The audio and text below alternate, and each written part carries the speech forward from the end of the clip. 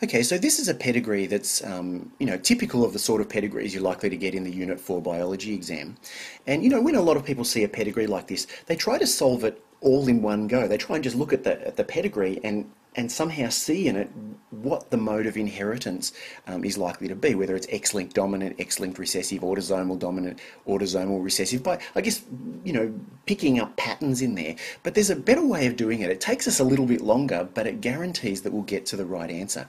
And that's what I want to explain to you in this little screencast. The way we're going to do this is we're going to take each one of these modes of inheritance and use it as a sort of hypothesis.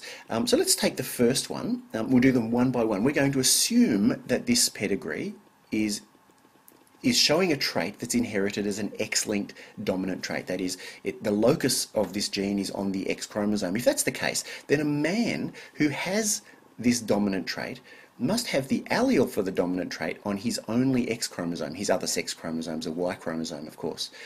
Now, he marries a woman who will, of course, have two X chromosomes, because that's what makes her a woman. And because she doesn't have this dominant trait, whereas we don't know if it's dominant yet, of course, but that's our hypothesis, then her genotype would have to be homozygous for the allele for the recessive trait. Now, they have a daughter who, of course, has two X chromosomes. She'll inherit the big A from her dad and a little a from her mum. And so it's entirely logical that her genotype would be heterozygous and she would have the dominant phenotype because she has that big A. Now, she marries a man who has only one X chromosome, and he obviously has the recessive allele on that chromosome. They have a daughter, and she can inherit a little a from both parents. That's fine. They've both got, the father has to give her a little a. Mum has half a chance of giving her a little a. She marries a man who has a little a. The brother, of course, can inherit a little a from mum. And of course he gets a Y from dad. And this is where we run into a problem with the first of these hypotheses, because this couple here now have a son who only has one X chromosome. He gets his Y chromosome from dad here, but on his X chromosome he must have a big A, because otherwise he wouldn't have the trait that we're talking about. He wouldn't have this dominant phenotype. He wouldn't be shaded in, and yet he clearly is, and yet his mother couldn't have possibly given him that big A allele. So what that shows is that this can't possibly be an X-linked dominant trait. We can rule that one out as a possibility, and that takes us to our second hypothesis, and that is that this is inherited as an X-linked recessive trait. Now, if that's the case, then this man here would have the genotype little ay. He would have to have the allele for the recessive trait in order to have the recessive trait. His wife, in order to have the dominant trait, must have a big A. We don't know what her other allele is. Well, in fact, we can work it out very quickly, because they have a daughter here who, in order to have the recessive trait, would have to be homozygous, which means that one of her little a's must have come from her mum. The other one, of course, came from dad. Okay, now this couple here this lady here marries a man whose genotype must be big AY. That's fine, otherwise he wouldn't be expressing that in his phenotype. And they have a daughter whose genotype is big A, and it must be big A little a, because mum's only got little a's to give. She marries a man who's big AY, just like her dad. And the brother, of course, is it possible for him to get a big A? Well, here's where we run into a problem. In order to not be shaded in, he would have to have a big A, wouldn't he? But his mum has only got little a's. His dad's got a big A, but his dad gives him his Y chromosome. That's what makes him a boy. So the X chromosome with the dominant allele, because he doesn't have this, if we're assuming this is a recessive trait, he doesn't have it, so he must have the big A, but his mum hasn't got a big A to give him. So that proves that it can't be an X-linked recessive trait, and we can rule that out as a possibility as well. So that leaves Two down, two to go. So the next hypothesis that we're going to take is an autosomal dominant. If it's an autosomal dominant trait, that means that the locus for the gene is on one of the 22 autosomes and not on the X chromosome. In that case, anyone who has the trait must have at least one dominant allele, one allele for the dominant trait. Anyone who doesn't have the trait has to be homozygous for the recessive trait.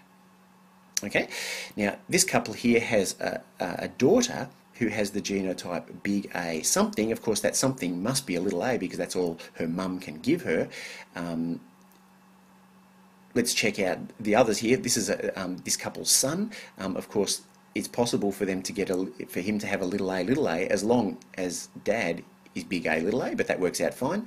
And the son here, if it's possible because gender's got nothing to do with it, if it's possible for the daughter to be big A little a, it's obviously possible for this son to be big A little a too. Now this guy here, and we could work through this pedigree here, but I'm just going to work down this family tree here. This guy here, who's little a, marries a woman who of course must be little a as well, because she has the recessive trait. That's only possible if you're homozygous. And they have a daughter who's little a, that's understandable, but here's where we run into a problem with this hypothesis, because in order to have this dominant phenotype, you would have to have at least one big A. And yet this guy can't get a big A from either of his parents because they don't have one. They're both homozygous. So again, that shows that this doesn't work and it can't be an autosomal dominant trait either.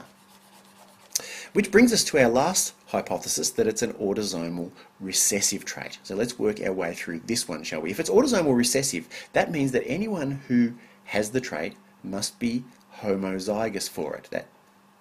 Okay. Now that's possible, of course, if this man marries a woman who's big A, little a. That's the only way these two here could get a little a from both parents. But this girl here, of course, could get a big A from her mum and a little a from her dad. Must have got a little a because that's all dad's got to give.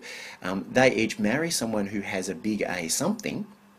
We don't know what that something is because these people are marrying into the family. We don't know their parents or anything like that. Now, if we take this couple here, they have a daughter who gets a big A from dad and a little a from mum. Same with the brother, would have to be the same. She marries a man who has big A something. So, of course, with that combination, it's possible, of course, for them to end up with kids who are little a, as long as that man is big A, little a, which is quite believable. Again, he's marrying into the family. Possible for one, it must be possible for the other. And of course, they both have a big A, so it's quite possible for them to be either big A. In fact, they could even be big A, big A. We don't really know, but either way, this is quite explainable. If we look at this couple here, again, the same situation. It's possible for them to have a baby who's little a, as long as this woman is heterozygous, and it's also possible for them to have a baby who has a big A. It's quite believable. And here, of course, it's possible for this couple to have babies who have a big A something. It could be, for example, that this girl here is big A, or she could be big A, little a. Either way, she can easily give a big A to both of her kids. They're, of course, in this case, going to get a little a from dad, but nevertheless, it's quite explicable, it's quite explainable, quite believable that they all have the dominant allele. And so it's possible, we've shown, that this pedigree could be an autosomal recessive trait, and since it's not possible for it to be any of the other three, we've proven that it's an autosomal recessive trait.